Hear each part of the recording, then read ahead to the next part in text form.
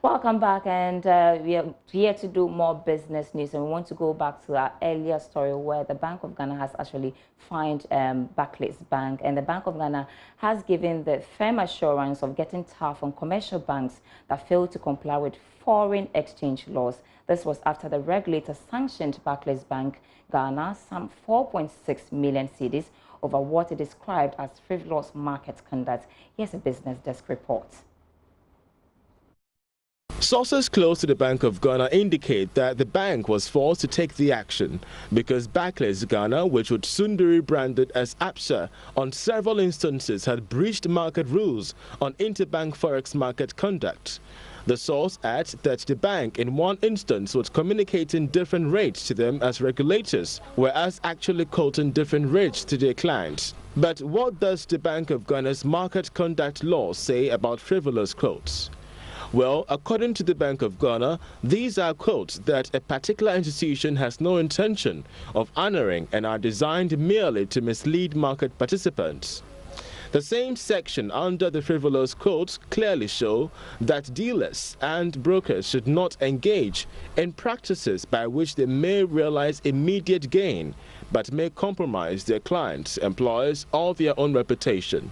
According to the official notice, the Bank of Ghana would not hesitate to sanction any market participant whose actions contravene Ghana's interbank FX market conduct rules. According to the statement, this action was in breach of the Ghana Interbank Forex Market Conduct. Joy Business is learning that the Bank of Ghana could in the coming days be taking more tough actions on players that fail to comply with market rules. We're still on the banking sector, and the Bank of Ghana again says work is ongoing to assess the status of the rural banks across the country as part of the financial sector cleanup exercise.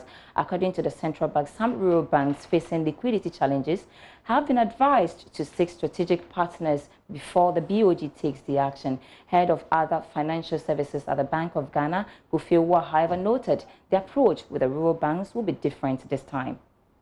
People have complained. Some people have come forward and said they had issues.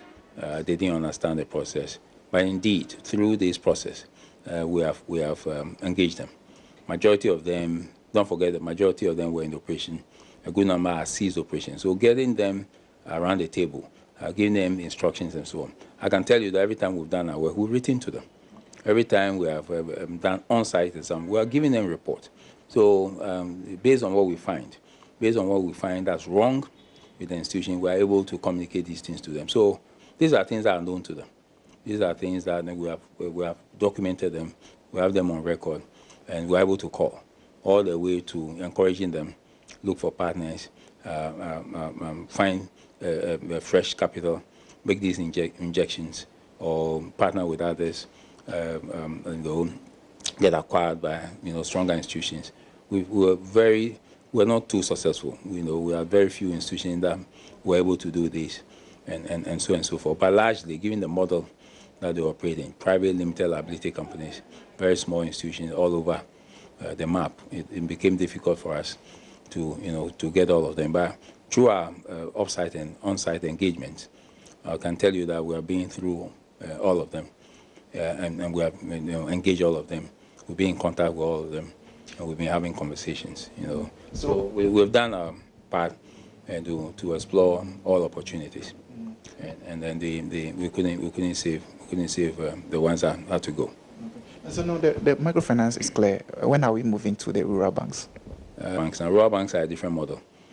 So they are public limited liability companies. They are community based. They are owned by everyone in the community.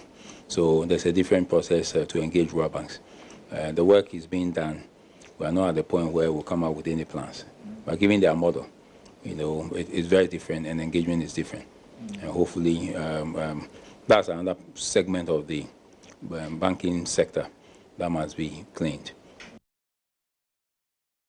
So the commodity market now, where crude oil opened the week at $61.79 a barrel. Precious minerals, gold traded at $1,318.79 an ounce. The market update is next.